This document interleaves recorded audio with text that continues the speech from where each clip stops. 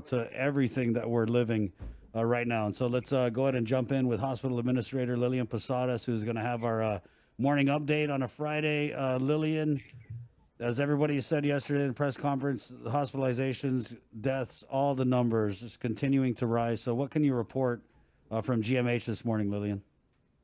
Good morning. Good morning, Guam. Total census this morning is at 62. And of the 62, 12 of them are at the ICU level of care. And of the 12 who are at the ICU level of care, 4 of them are on the ventilator support. And so, that is still a sign that individuals who come into the hospital continue to be acutely ill, critically ill. The good sign is that, they're not at a point where they need to be in ventilator support. Dr. Ogden has launched a really robust and very active proning approach where every 2 hours these individuals are put in a proning position that will help them with their lungs, open up their lung capacity, so that way they get better aeration and oxygenation, so they don't get to the point where their lung tissues continue to collapse and need to be on ventilators. So there is that approach and that strategy that Dr. Ogden has launched with a team of support staff who go to every room and put patients in a proning position. So hopefully that will continue to help these individuals pull through this COVID infection and not need to be on ventilator support. So that's where we stand right now. How long are they in the proning position? It just kind of depends, probably maybe 30 minutes, 20 minutes, just to help open up their lung tissues. And so, then they're put back to their supine position, so that they are comfortable. And yeah, it just depends on the tolerance, Right. how the patient tolerates that position. Yeah, Lillian, I've read a little bit about this, and I'm wondering, when did Dr. Ruggan really start implementing this proning policy, if you will? And B, is this why we've seen the numbers of the patients on the ventilators looking lower over the last couple of weeks? Well, that's the goal. That's the goal, is to prevent them from going into collapse of their tissues, to them be on a ventilator, and that they don't go into this position where their oxygenation continues to be in a low level. And so that is the goal, to really maximize it. Dr. Argan has started this proning strategy really, actually, a long time, but it's just that we did not have the adequate support staff to go in there aggressively.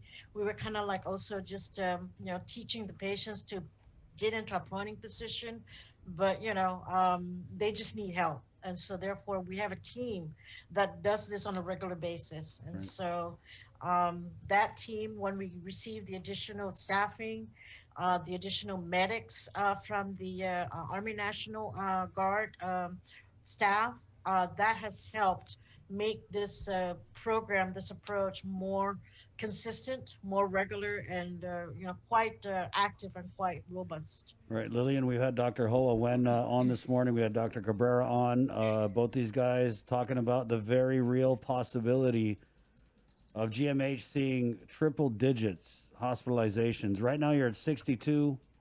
Could you handle another 40 COVID positive patients at the hospital if that's what they're anticipating?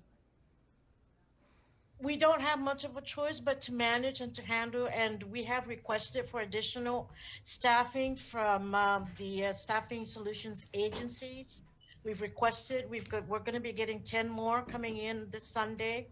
And so, and we've met with the public health, who now has the authority and the oversight responsibility of the DOE nurses. So we're in communication with them to try and, maximize their availability in the hospitals, both GMH and GRMC. And so, we're looking at all kinds of options to make sure and to be prepared that there is that possibility of a surge, higher numbers of patients coming into the hospital. We just have to be prepared. How many of the And 62 are at the SIF? what was that? How many of the 62 are at the SIF? 9 today. We have actually transferred a total of close to, I believe 15 from here, and some of them have gone home. Some of them have been discharged to the isolation facility, the government sponsored. So as of this morning, there are 9 COVID individuals there at the SIF. But again, you still can you can take up to 20, right? Absolutely. Take Okay. up to 20. That one wing, the C wing, is what we have designated to be the COVID unit.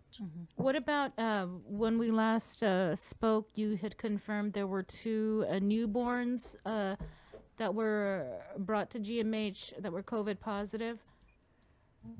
How many? Those Go those ahead. 2 infants have gone home. They've Okay, been that's released, good. right, already. Uh-huh. Are there any other newborns or babies? We have an infant, a 10-month infant, is in our hospital right now. Lillian, just minutes before you came on, we reported the island's 63rd COVID-related fatality. I know that you always say whatever's on the JIC is what's on the JIC, but this guy, a known COVID positive, hospitalized since September 4th, I want to say. I didn't see anything about underlying comorbidities. So what else can you tell us about this latest fatality? Uh, yeah, as it was published, 51-year-old male individual who's been here since September, early part of September, was on the ventilator. And so unfortunately, I honestly cannot release any more information other than what was already published in the JIC. But he was on the ventilator. And so he was managed, as aggressively as possibly can be provided.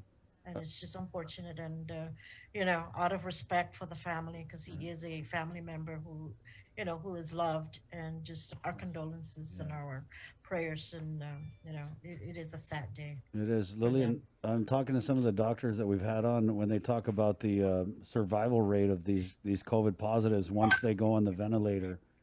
What can you tell us about that? How many COVID positives have gone on the ventilator and lived to tell us about it after? What's the Well, we percentage? know of one individual in the first wave, and that was she was interviewed, and so yes, she was on the ventilator, and was very, very successful in, recovering, and is home with her family. I can't recall any others, but again, I've got so much information in my mind. There may be some others. I just need to look at the data. Okay. Yeah. To And make that's why sure this that this proning is so key, right? Because if people go on the ventilator and they don't make it after that, it's so key to keep them off that ventilator, right? Well, yeah, and that's the goal, is to get them off the ventilator, get their respiratory system to be cleared of all those, debris caused by this infection, and to open up their lungs again and get, the oxygenation at a maximum level. What's the overall census at GMH to include the non-COVID patients?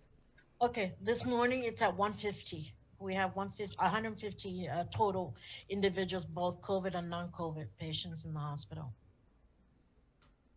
Is that unusually high, or is that Well, pre-COVID?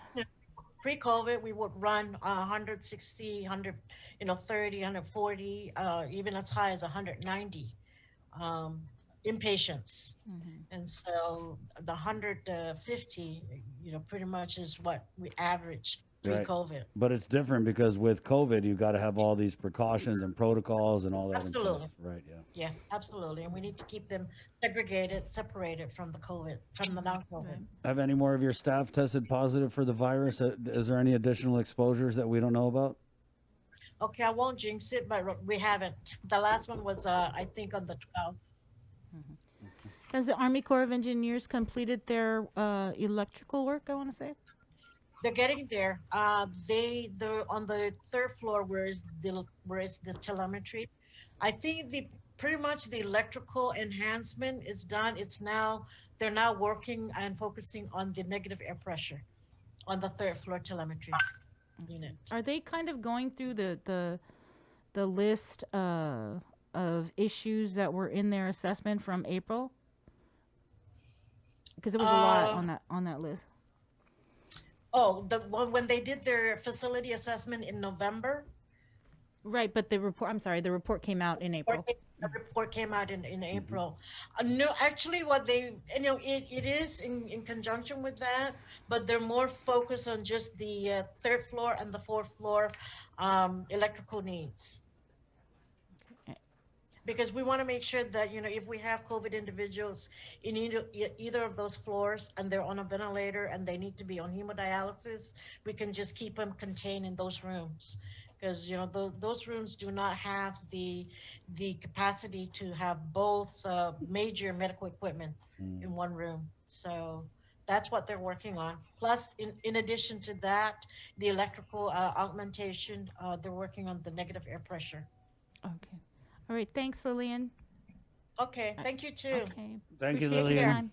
Okay, God bless you guys. Stay safe. You too. There's virtual Latiza in there if you want to grab some for the I staff. was gonna say, where is that? And the empanada and the lobster? We're having The lobster on lobster. Monday. We're just waiting for our food stamp to come out. All right. Okay, coming out thank you. today. Yeah, it's coming out Bye. today, right, Bree? Emergency. It's so. emergency. Thank you, Lillian.